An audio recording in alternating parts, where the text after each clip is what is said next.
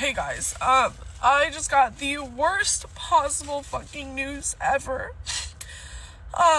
So, as we all know, I was supposed to be moving down to Tampa in 3 days. 3 days. I got my dream job. I found a beautiful apartment, and I was set to be down there on Thursday. And I received a email stating that because I submitted my documentation later than they would have liked, they're revoking my hiring process. So now I don't have a job there. I lost my dream fucking job. Don't have that job. I don't have my job here in St. Louis because I quit my job to go down there for this job. I can't get rehired at my job because my position was already filled. So I am jobless. And my lease for my apartment is up. I don't even have a bed in my apartment. I have nothing to sleep on. I have nothing in my house. I signed a lease. And I'm jobless in both fucking places. And I don't know what to do. Like, I literally don't know what to do. This was not, planned. I did not have this even as an option. I called the lady at HR and was like, hey, what the fuck? Is there anything that I could do to, fix this? And she was just like, no, the position already got filled. Well, I know that's a lie because I literally went on their website and the position is still there. It's still on Indeed, so I just reapplied for it. But as of right now, I don't know what to do. Do I go down to Florida anyways? Because I'm in the same predicament in both places, jobless, Or do I just stay here and what? I don't even know what to do. I don't have a job. I have my rent for my apartment in August, because I have to pay for half the month because my lease ends on the 17th.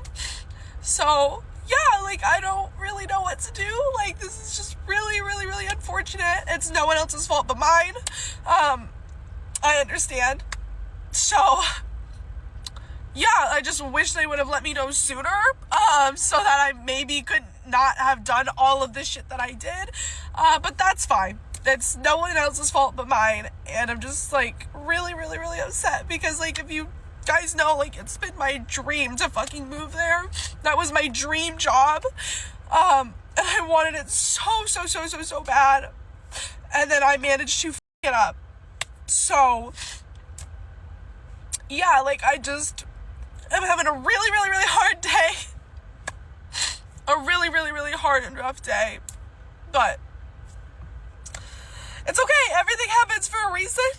So, yeah, I had a dinner party for tomorrow that I have to cancel because I'm not actually leaving. Guys, I feel like such a failure. I posted about it everywhere. I was so excited, and yeah, so that's just where I'm at right now. And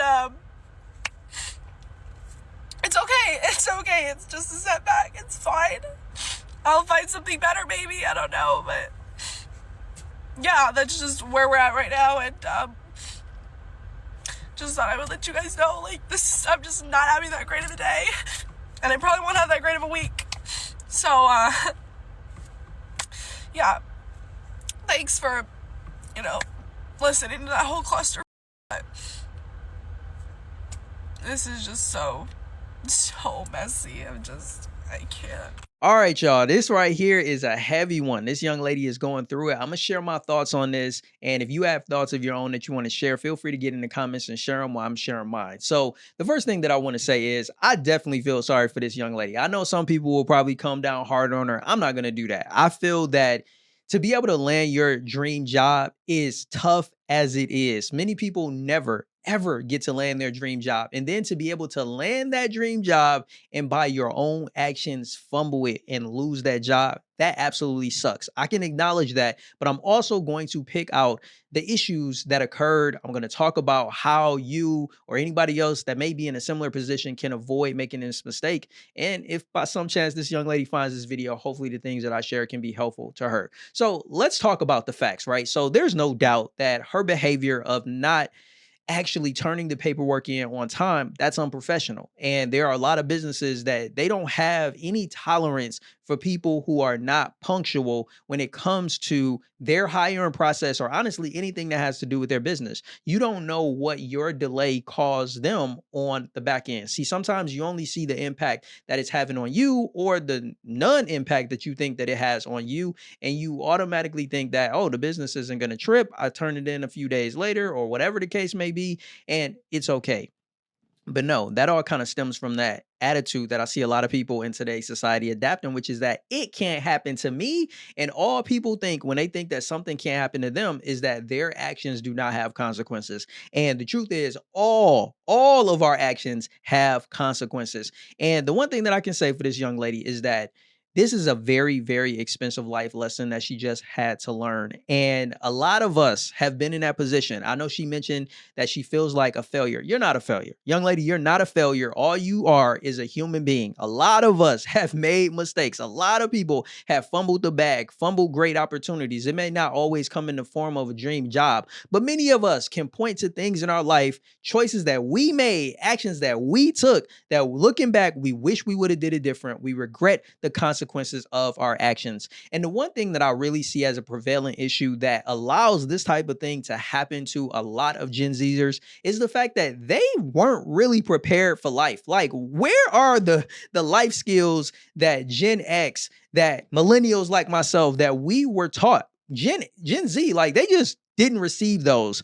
And part of it is on them, and then part of it is on their parents. Because why did you not prepare your child to know how important it is to be professional in the business world? Like, this is so important. But the one thing that I do want to give this young lady a lot of credit for is the fact that she was able to take accountability. She was able to say, you know what, this is on me. I did this is happening because of me. So I gotta definitely give her credit for, taking accountability. That's definitely the first step. But there was another video of a young lady that was kind of speaking to this issue and giving her thoughts, and there were some things that she said that I think we can definitely dive in and have an even deeper conversation on this. So let's check out this clip. This is what we mean when we say we're losing recipes.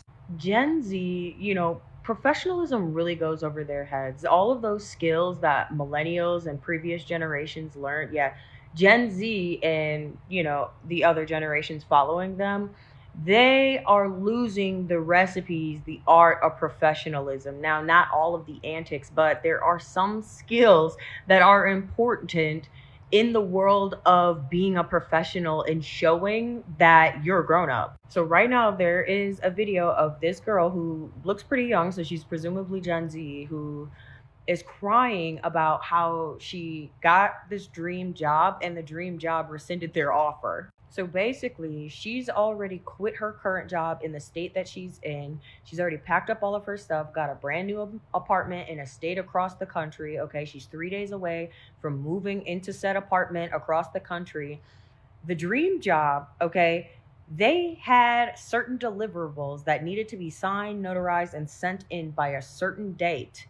She did not do those things. And so they rescinded the job offer. And this is where the skills of professionalism really come in, okay? Because somebody was supposed to teach her that while she was in all of her excitement getting all of those things together, she needed to be prioritizing, right? The deadlines that her job is giving her. Deadlines are not suggestions. They don't give you a grace period when you are getting paid to deliver a product by a certain date. Now, we all know that most of the process of getting a job these days is some BS, but the gist of the other things like having deadlines and schedules and such, that is to show that you are able to meet deadlines, because when they start paying you for this, you're getting paid for that. That's your job. Like, y'all are forgetting the way that jobs think, right? There's so much ethos, there's so much like ethics and emotions that are being placed into the professional field. And it's not to say that that's wrong, but at the same time, emotion doesn't necessarily live in business, right? So when you are trying to think about how a business is perceiving you as an applicant, you have to think about how they think about their business structure and their business model. So historically, hiring young people isn't good for business. Why? Because the turnover rate is way too high. So you have to spend a lot of money in training new people who are constantly coming in the door, right? You don't have like a sound person in that position then. So that creates instability in that section of the organization. Like there are levels in which one employee can create an entire domino ripple effect up and down the chain in the organization.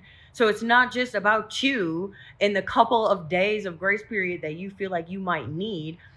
Again, that's something that you communicate, because at the end of the day, what your business, what a job is thinking is this person going to be reliable? Is this person going to be somebody that I can count on and make sure that I don't have to hold their hand so that my business doesn't fall apart? All right, so I wanted to share that clip because I thought she brought out some really great points, and I want to share maybe one or two other things before we go. But in the meantime, while I'm talking, go ahead and share your thoughts in the comments if you have any. The first thing that I think is that a lot of people, when they're approaching getting hired, when they're approaching how they even show up on a job, is they're very self-centered. They totally neglect to think about the business and how them working for that business is going to be a benefit for the business. And when you fail to do that, you are going to have challenges getting hired. You're going to have challenges when it comes to holding on to your job because you're not approaching it from the perspective that is going to be viewed as an asset to that business. So